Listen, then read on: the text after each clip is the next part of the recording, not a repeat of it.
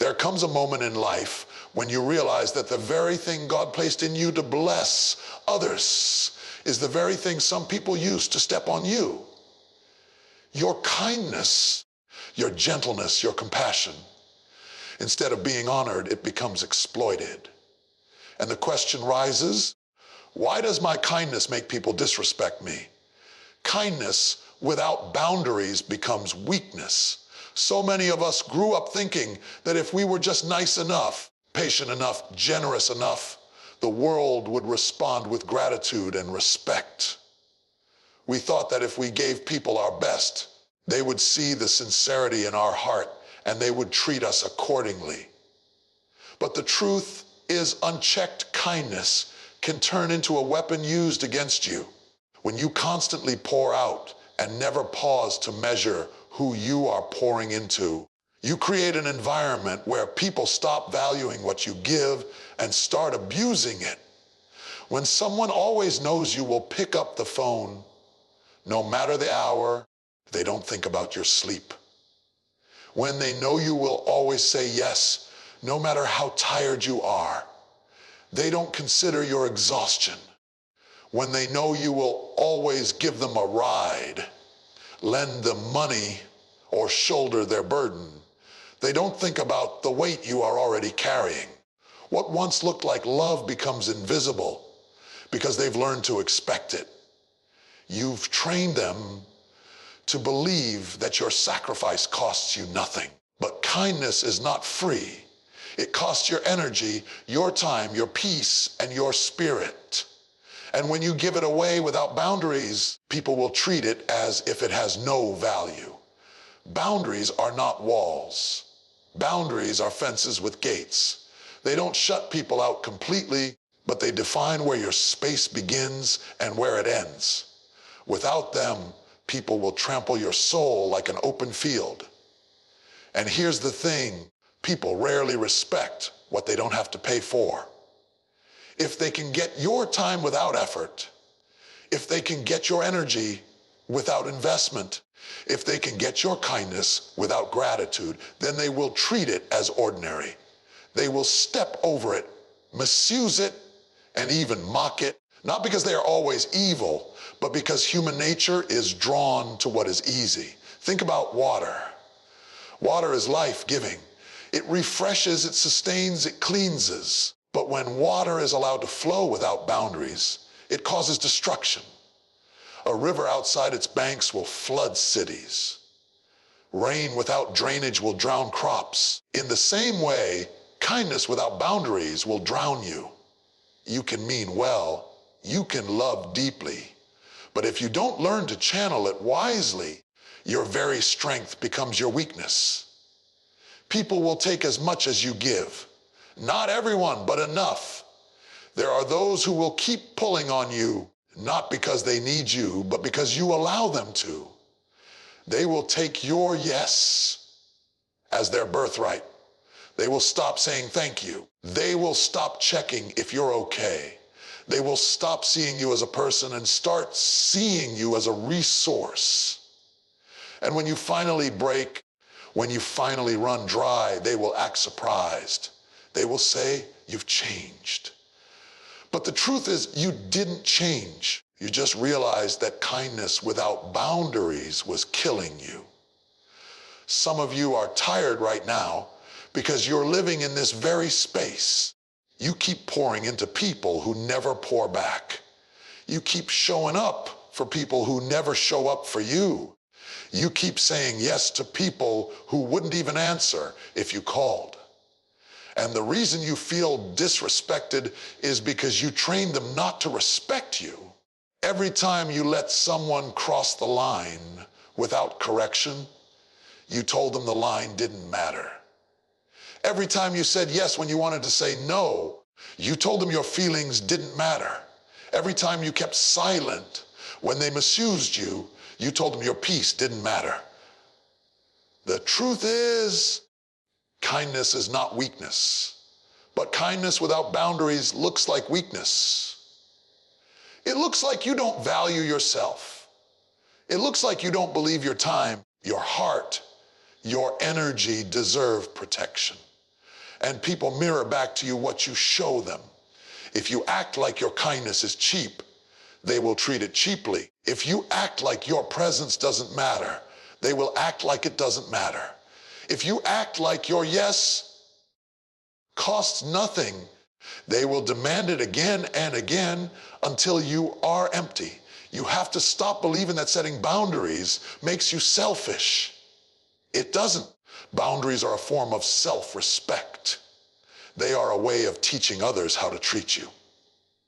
When you say, I can help you, but not at the expense of my peace, that is not cruelty. That is wisdom. When you say, I love you, but I cannot keep giving without receiving, that is not pride. That is balance. And when you say, I will be kind, but I will not be used, that is not anger. That is maturity. The people who truly value you will honor your boundaries. They will understand that your kindness comes with worth. They will not just take, but they will give. They will not just drain, but they will refill. And the ones who get angry when you finally set boundaries, those are the very people who were only around to exploit you anyway. Familiarity breeds contempt. It is one of the oldest truths of human relationships, and yet so many people fall victim to it because they confuse closeness with honor. When people first encounter your kindness, they see it as something rare. They are grateful, even surprised, by the generosity of your heart. They treat you with reverence because they recognize that what you are giving is not common. But over time, when that kindness becomes constant, when it shows up day after day without demand, it loses its weight in their eyes. They stop cherishing it, and instead of treating it like a gift, they begin to act as though it were their entitlement. At first, they say thank you. At first, they are careful with your heart. At first, they seem aware of your sacrifice. But eventually, what was once sacred becomes ordinary, and what was once valued becomes expected. The late night calls no longer come with apologies. The borrowed money no longer comes with urgency to return it. The favors no longer come with appreciation. They begin to assume you will always be there because you have always been there. And the longer you allow that assumption to grow, the quicker your kindness shifts in their mind from a treasure to a tool. When people get too comfortable, they stop seeing you as a person and start seeing you as an option. You stop being the friend they are grateful for and become the backup they depend on. You stop being the one they celebrate and become the one they call when they are desperate. And because you keep answering, because you keep showing up, because you keep carrying them, they begin to treat your presence as ordinary. What they used to marvel at, they now take for granted. And what they take for granted, they soon disrespect. It is not always intentional. Sometimes people don't even realize they are doing it. But the pattern is there. Whatever is always accessible is rarely honored. Think about it. When the sun rises every morning, how many people stop and worship its beauty?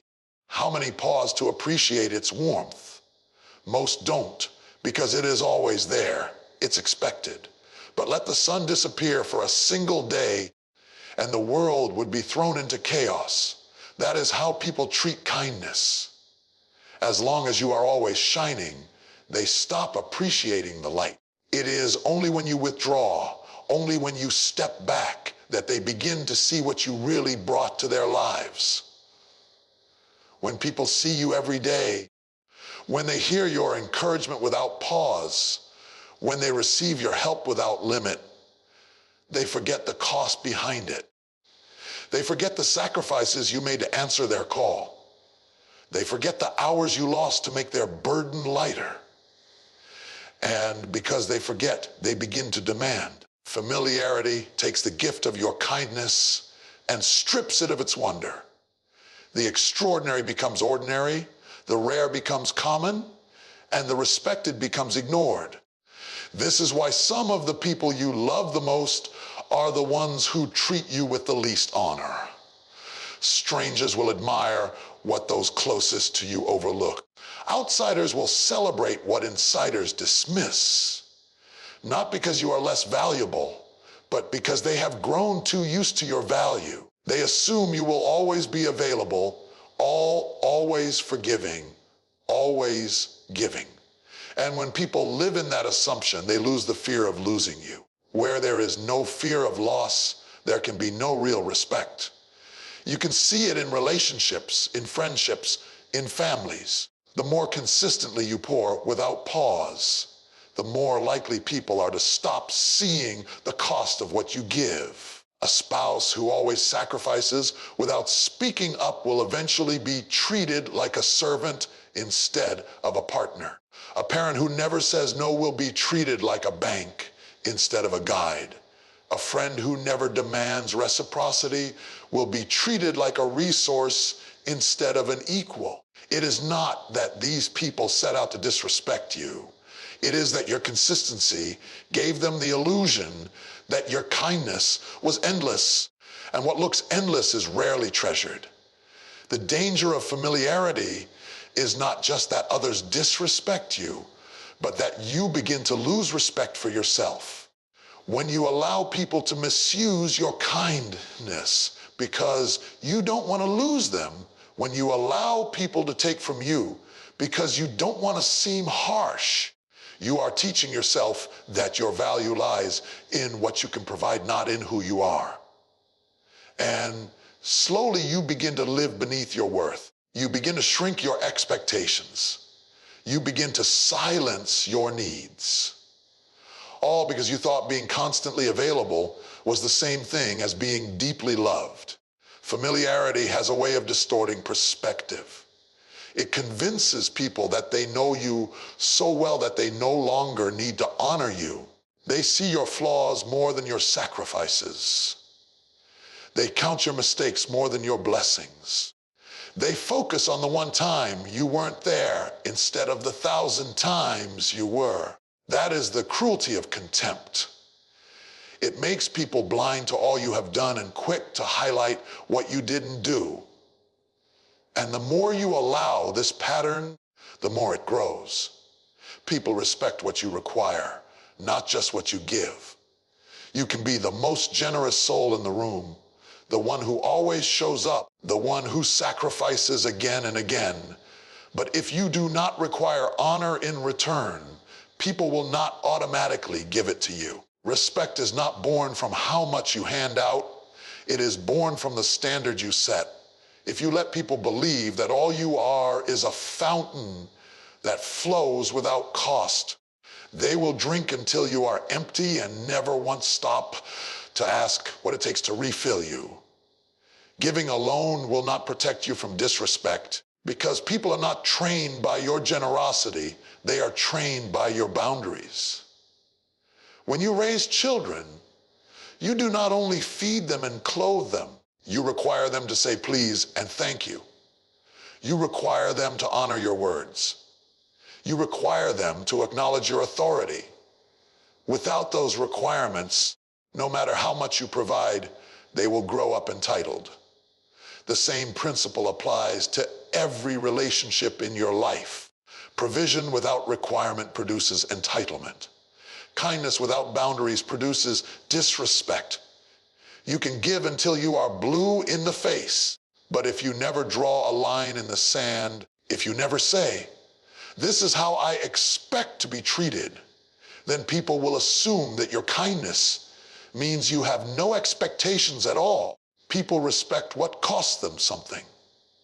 If they have to stretch to meet your standard, they honor you more. If they have to pause before they speak because you don't tolerate disrespect, they value your presence more.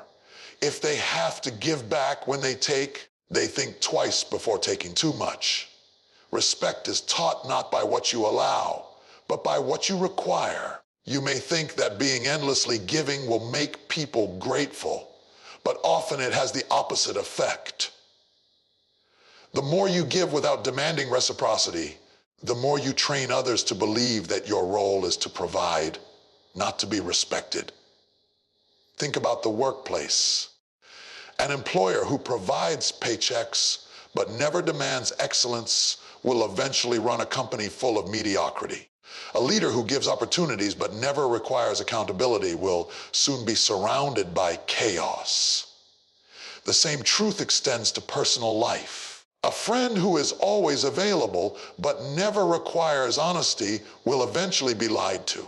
A partner who always forgives but never requires change will eventually be taken for granted. A person who always gives but never requires respect will eventually be disrespected. It is not that people are always malicious.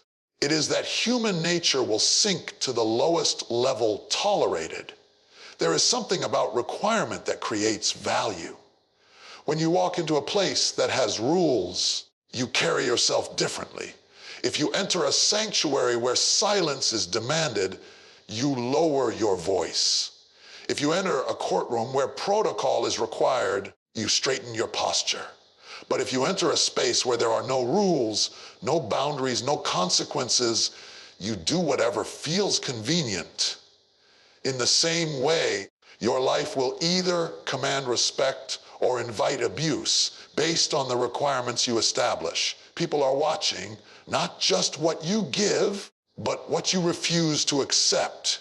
If you are always the one to bend, always the one to sacrifice, always the one to adjust, then you have communicated that your needs are optional. But when you say, I will help you, but I require honesty, you set a standard.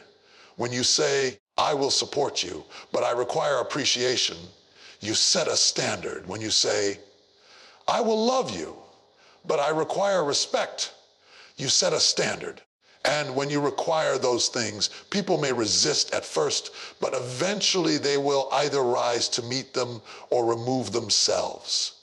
Either way, you protect your dignity.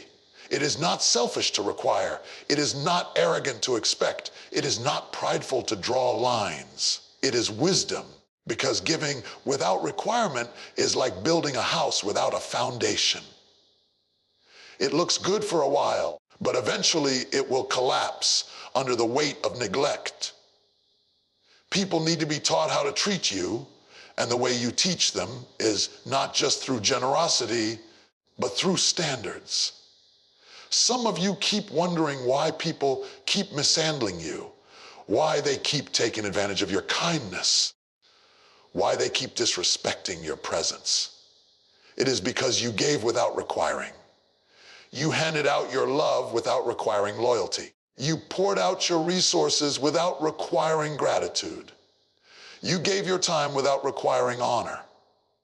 And when you don't require, you can't be surprised when people fail to give it freely. Respect grows in the soil of expectation. Where there is no expectation, weeds of entitlement begin to grow.